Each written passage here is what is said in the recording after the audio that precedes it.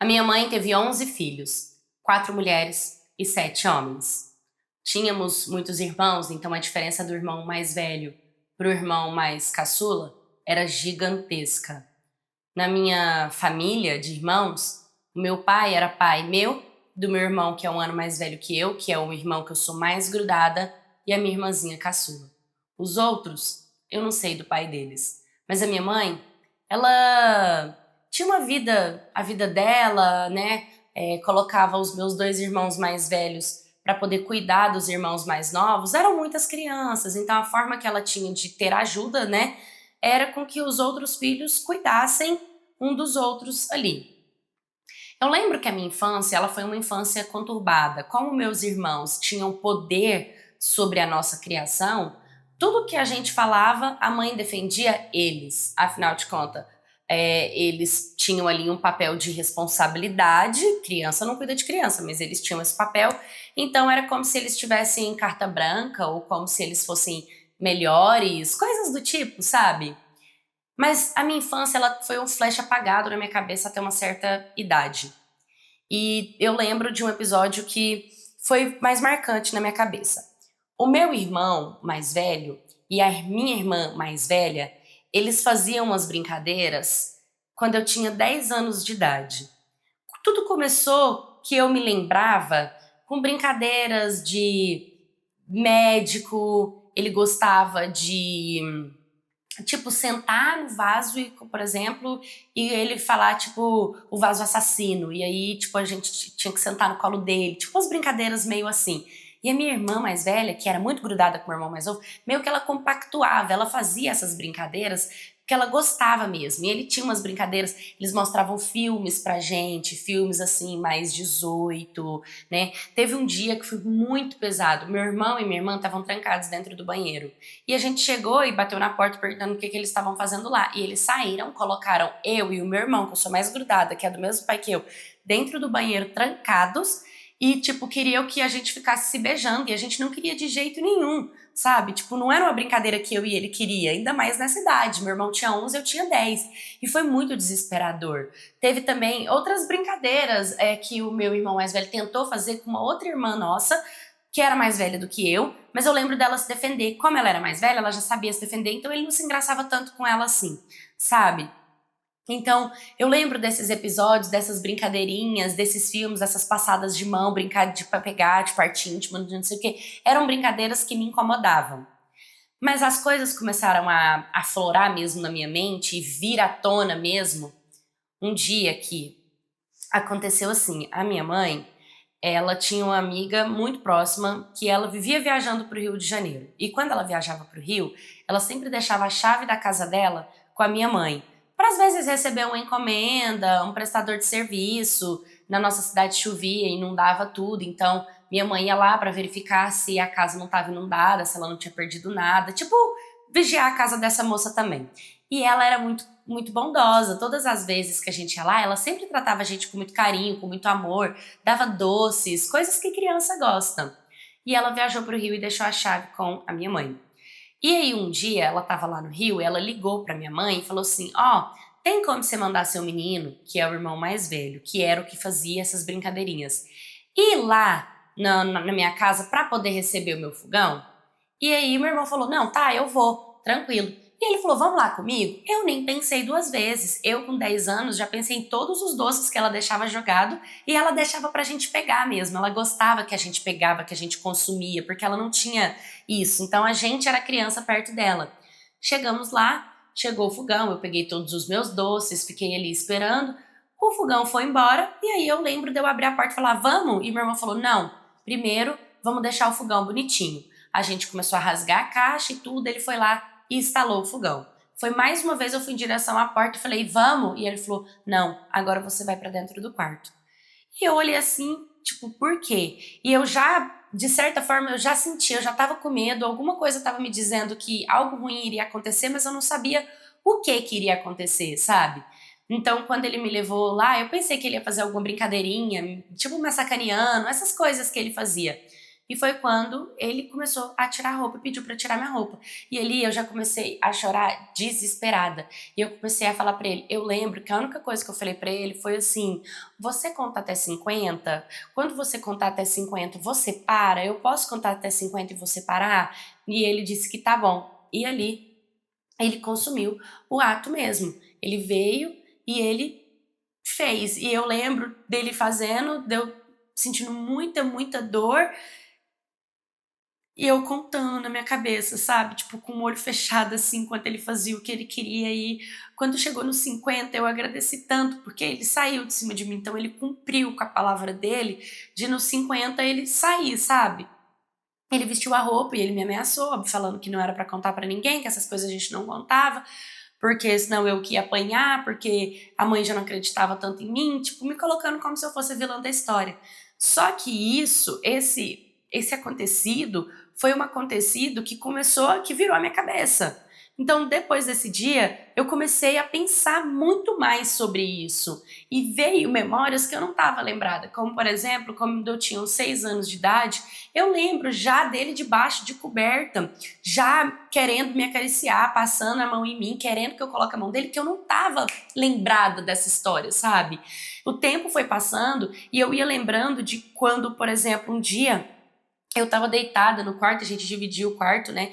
E eu acordei, eu tava com uma calça lilás, com um monte de florzinhas, e eu lembro dessa calça. E quando eu acordei, ele tava atrás de mim, sarrando mesmo, com a parte dele em cima de mim, sabe? Tipo, e foi uma coisa que eu lembro, não dele ter consumido o ato, mas tudo aquilo, as brincadeiras, colocar vídeo, ficar nessa pegação, ficar com parte, o tal do banheiro assassino, tipo, tudo isso era uma desculpa, sabe? Pra poder fazer. E aí, quando eu cheguei, eu não tive coragem de contar pra ninguém, além do meu irmão, 1 ano mais velho do que eu, porque como ele passava por essas brincadeirinhas junto comigo, eles colocavam eu e esse irmão pra ficar vendo vídeo, pra brincar e tudo, a gente sabia que isso não era legal. E quando eu contei pra esse meu irmão, ele me disse das vezes que o meu irmão mais velho também tentou assediar ele, pegar nas partes íntimas dele, fazer coisas com ele, sabe? Então ele era o meu apoio, a pessoa que eu podia contar o que estava acontecendo dentro de casa.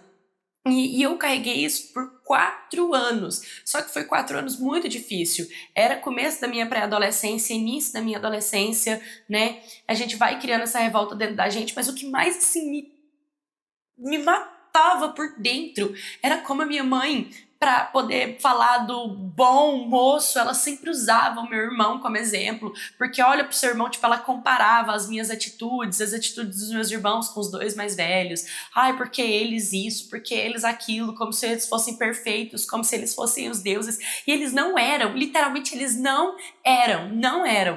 Uma das coisas que aconteceu com 14 anos é que eu também comecei um relacionamento. Foi o meu namorado. E aí, na verdade, eu dei um beijo só, sabe? E eu contei isso pra minha mãe, que eu tinha dado meu primeiro beijo. Ela ficou meio nervosa na hora e falou que se eu quisesse continuar beijando, eu teria que pedir namoro, que como assim um cara vem assanhar com a filha dele, que não sei o que tá. Tipo, mal sabendo ela que o assanhamento de verdade foi criado por ela, sabe?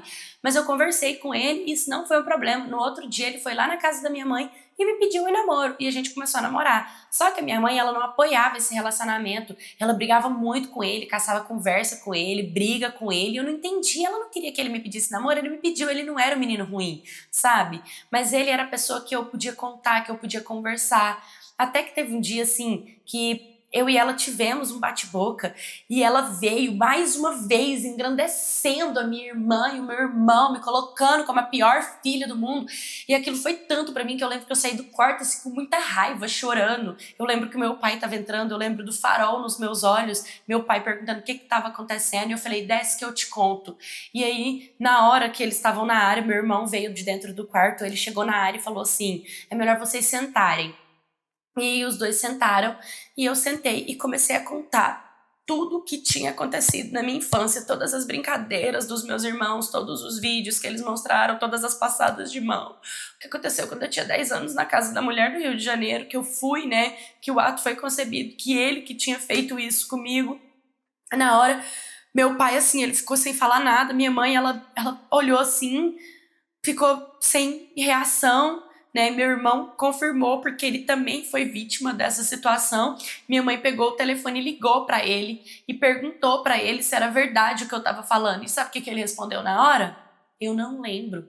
Só que minha mãe virou e falou assim: se você não fez, você fala que você não fez. Agora, falar que não lembra? Querendo ou não, ela sabia que eu tinha falado a verdade. Porque a pessoa que não fez, ela vai falar: não, eu não fiz. Agora, uma pessoa que, tipo, tem culpa no cartório, não tem, e tá, tipo, com medo de mentir, ele acabou falando que não lembrava. E minha mãe, ela acreditou ali em mim, e ela saiu ligando pros outros irmãos que tinham o mesmo convívio que a gente. Ela ligou para aquela minha irmã, que ele tentava se engraçar, e minha irmã falou que ele tentou sim se engraçar com ela, que ele também ameaçava ela, mas que ela, por ser mais velha, sabia que ele não tinha esse poder e acabou se defendendo, mas não conseguia defender a gente, né?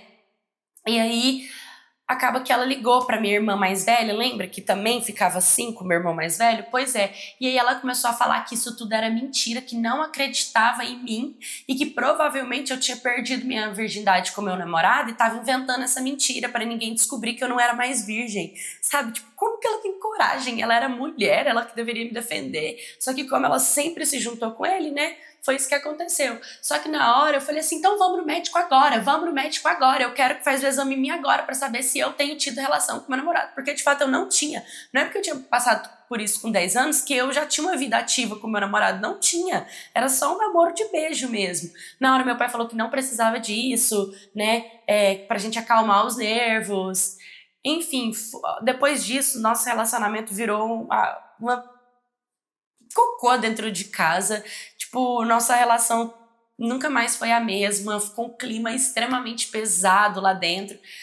Meu pai e minha mãe disse que não tinha muito o que fazer, porque agora o meu irmão já era casado, já tinha a vida dele, a família dele, a minha irmã também já tinha casado, não morava mais debaixo do mesmo teto que a gente, sabe? Mas eu não tive, assim, talvez o apoio que eu esperava ter, não tive a ajuda de um psicólogo, que seria muito importante pra mim, né? Eu tive que meio que manter do jeito que tava. Hoje os meus pais, eles moram na mesma cidade que esses meus irmãos abusadores e eu sempre vejo eles juntos, sabe? Tipo, não teve nenhuma pena ou algo do tipo uma penalidade ou alguma coisa assim, eles continuam vivendo como se nada disso tivesse acontecido, sabe? E eu tenho que lidar, assim, com um fato que aconteceu hoje, em 2026, né? Eu faço 20 anos de idade.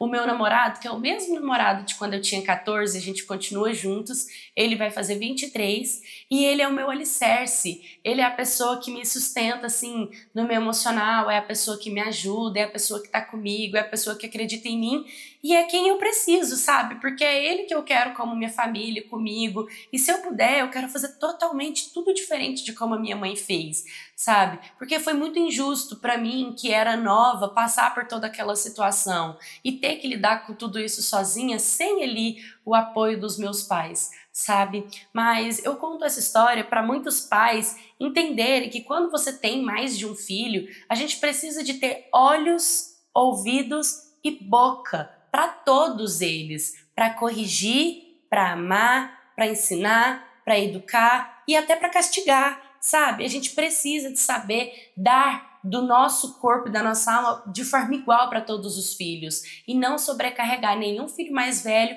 a cuidar de um filho mais novo. Oi, Mequetes, tudo bem com vocês? Que história pesada, né? Uma história muito complicada, muito difícil, muito delicada. Quando eu comecei a ler essa história, vi os 11 filhos, eu já vi a diferença de idade muito grande dentro de uma mesma casa e depois de contar a história, né, esse ano em abril vai fazer 10 anos que eu tô aqui no YouTube, realmente os assédios, o abuso acontece dentro de casa. Acontece sim com pai, com irmão, com primos, com tios, com avós, com amigos da família.